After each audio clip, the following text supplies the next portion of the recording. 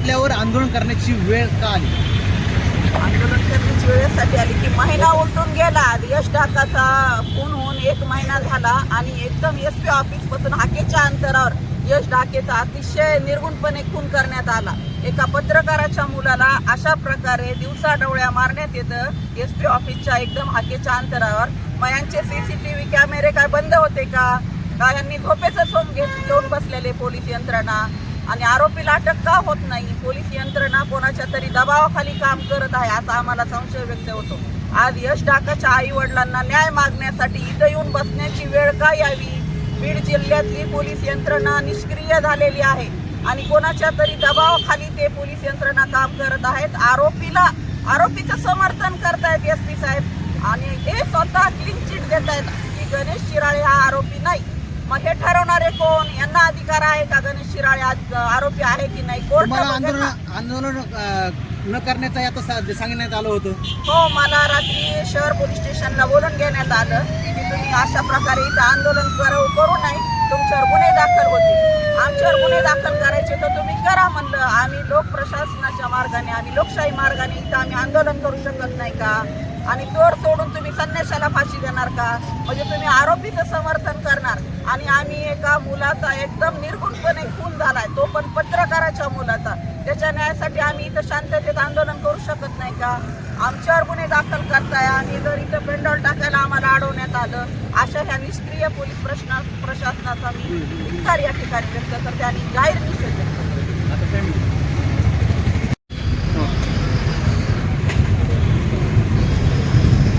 सध्या आता हत्या प्रकरणात आंदोलन करताय.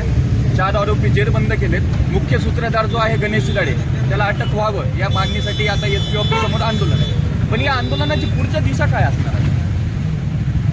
मला या ठिकाणी दुर्दैवी आणि निषेधार्थ वाक्य करण्याची माझ्यावर वेळ आलेली आहे आणि हीच वेळ त्या ढाका कुटुंबावर सुद्धा आलेली आहे. एक 22 वर्षीय मुलाची हत्या SP ऑफिसच्या 500 मीटर अंतरावर होऊन जर पोलीस प्रशासनाला जर आरोपी सापडत नसतील तर निष्क्रिय पोलीस प्रशासनाचा मी ऑल इंडिया पॅंथर सेनेच्या वतीने निषेध करतो. आणि गृहमंत्र्यांनी न्यायालय खुलून बसू नये.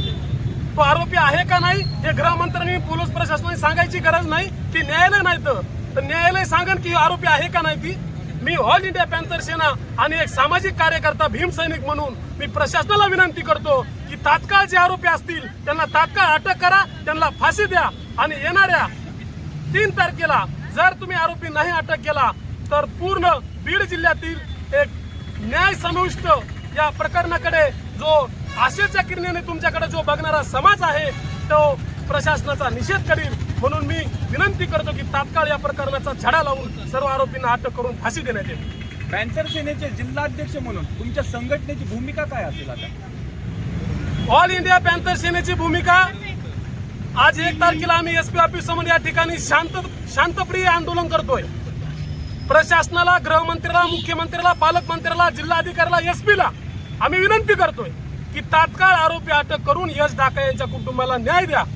अन्यथा 3 तारखेला जन उद्रेक आंदोलनाच्या माध्यमातून आम्ही या मोर्चामध्ये सामील होणार आहेत आणि त्याच्यानंतर जर तुम्ही नाही आम्हाला जर या ठिकाणी न्याय दिला तर ऑल इंडिया पॅंथर सेना ही मंत्रालयात सुद्धा घेराव घातल्याशिवाय राहणार नाही असं मी या ठिकाणी सांगतो. खरं तर ही सगळ्यात मोठी शोकांतिकाची गोष्ट आहे की मुलाच्या हत्येनंतर एका कुटुंबाला किंवा समाजाला धरणे आंदोलनाला बसावं लागतं. पण आता ह्या सगळ्या गोष्टी झाल्या ही प्रशासनासाठी सुद्धा शोकांतिकाची गोष्ट आहे आणि एका समाजासाठी आणि कुटुंबियांसाठी सुद्धा. पण आता तुमच्या प्रमुख मागण्या काय असतील? कारण DYSP पूजा पवार यांनी त्या दिवशी निखिल राऊत जो निखिल आहे बोडके त्याला रात्री 12 वाजता त्याला सुद्धा अटक करण्यात आली. आता सध्याच्या हत्या प्रकरणातील 5 आरोपी होते हे सगळे जेरबंद आहेत सध्या. आता तुमची मुख्य मागणी काय असेल? 5 नाही 4 जेरबंद आहेत. 5वा अजून संशयित आरोपी फरार आहे. आणि महत्त्वाचं यश ढाकाची हत्या होऊन 1 महिन्याच्या पुढं झालं आणि ज्या दिवशी त्याची हत्या झाली त्या दिवसापासून पोलिस आरोपी अतिशय प्लॅनिंगनी स्वतःहून पोलीस स्टेशनला आला आणि पोलिस सांगतात की हा आरोपी एकटाच आहे. याच्या मागं बी संशय आहे. म्हणजे पोलिसांचा काय इंटरेस्ट की तो एकटा आहे म्हणून.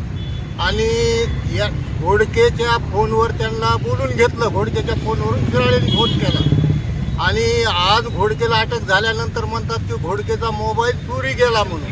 म्हणजे हे सगळे संशय प्रशासनाच्या ह्याच्यावरच येते आणि शिराळेला ताब्यात न घेता तुम्ही सांगतात की शिराळेचा ह्याच्यात रोल दिसत नाही. हे कशावरून?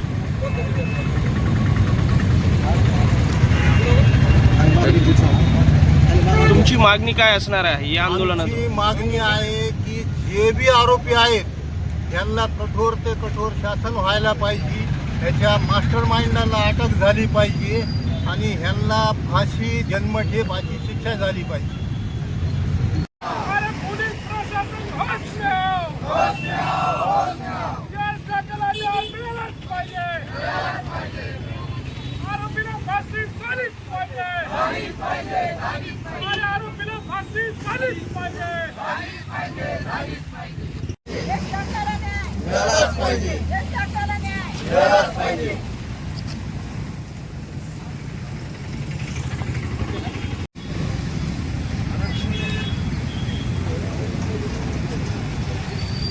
हिंदवी स्वराज्याचे संस्थापक राजे छत्रपती शिवाजी महाराज की